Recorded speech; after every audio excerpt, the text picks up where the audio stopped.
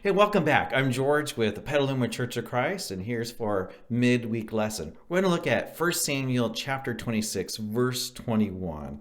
And this is what it says. Then Saul said, I have sinned. Return, my son David, for I will not harm you again, because my life was precious in your sight this day.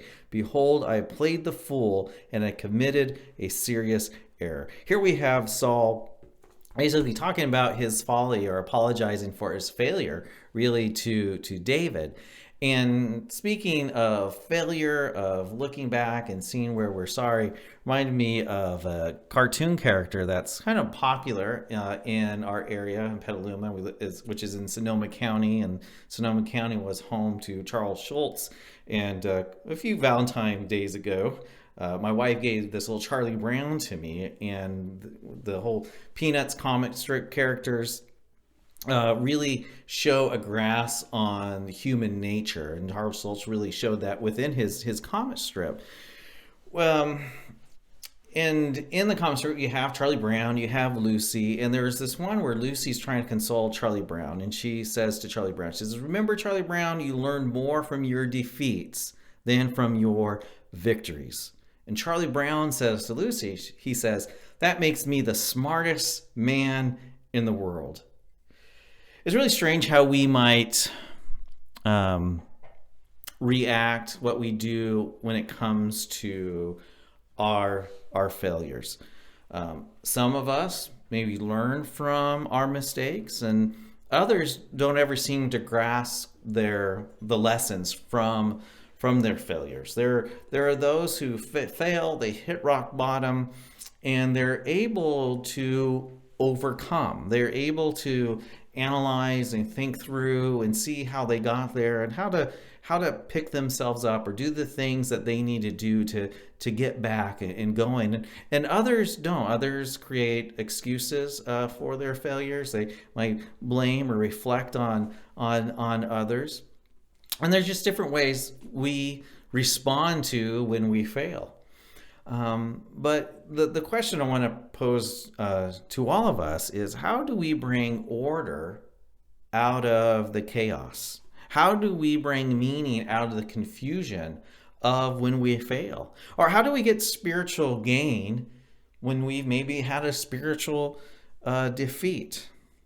Now, it's been shown that those who have failed and have been able to overcome their failures show a few common things. And I wanted to share that with you today on how can there some qualities that you can develop to overcome your failure, especially as you're being a disciple of Jesus Christ. And how are some things that you can do and approach that? So one of the qualities that people show when they fail is they accept the responsibility of their failure. If they're the ones who have caused the failure, it's something through their actions, their thinking, the way they responded to something, that they will accept that responsibility. They're not going to excuse it away, deflect. They're really going to see, like, what was their part in it? How was it their fault? And that's something we see in our passage in 1 Samuel of seeing this, of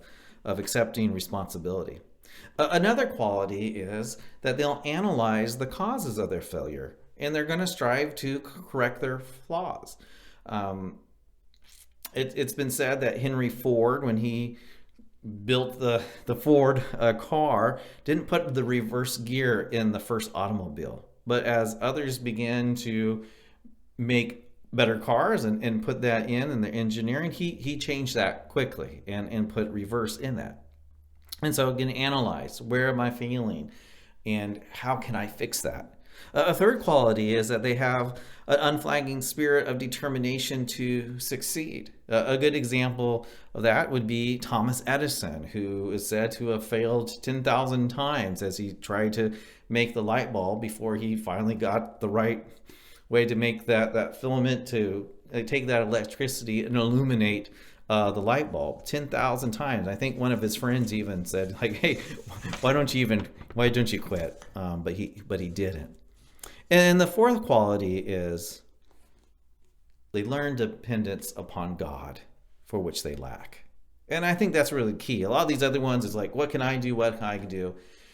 But I think this is really good key quality when it comes to overcoming failure is you learn to depend on God for those areas where you lack. Chuck Colson, the late Chuck Colson, illustrates this really good. If you're not familiar with Chuck Colson, he was a confidant of U.S. president who was later, this is all Watergate with Nixon, was later convicted felon because he was part of that scandal. He was part of breaking the law there. And he later would say, the real legacy of my life was my biggest failure, that I was an ex-convict. My greatest humiliation, being sent to prison, was the beginning of God's greatest use for my life. He chose the one experience in which I could not glorify for his glory. So if you want to turn your greatest failure into triumph, you need to read the fine print about the failures of people that we see in Scripture. You look at the Old Testament, and this is one of the great things I really like about Scripture, is it doesn't present our heroes as these perfect, morale, God-fearing, like never can do wrong followers of God. It shows the men and women of God in their failure. And so you can look at Abraham and his failures. You can look at Isaac and his failures, or Jacob, his failures. You can look at David and his failures. There's what we just read about Saul and his failures. And that's just the Old Testament. We also look into the New Testament. You look at the Apostle Peter. You can look at those in the beginning of the church, like Ananias and Sapphira. And you can continue on and look at those who missed the mark, who failed in what they were doing.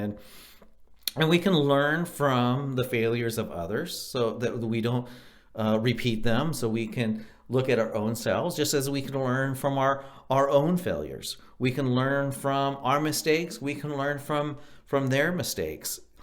And the good thing about it is God honors the people who acknowledge him in their time of failure. And he gives grace to those to overcome. And so you can learn that failure becomes the stepping stone of reaching where you want to be. I hope this has been encouraging when you look at your own failures, and that God can help you through those times. If you like our videos and you want to see more, please subscribe to our YouTube channel and like our video. And as always, leave a comment. Until next time, God bless.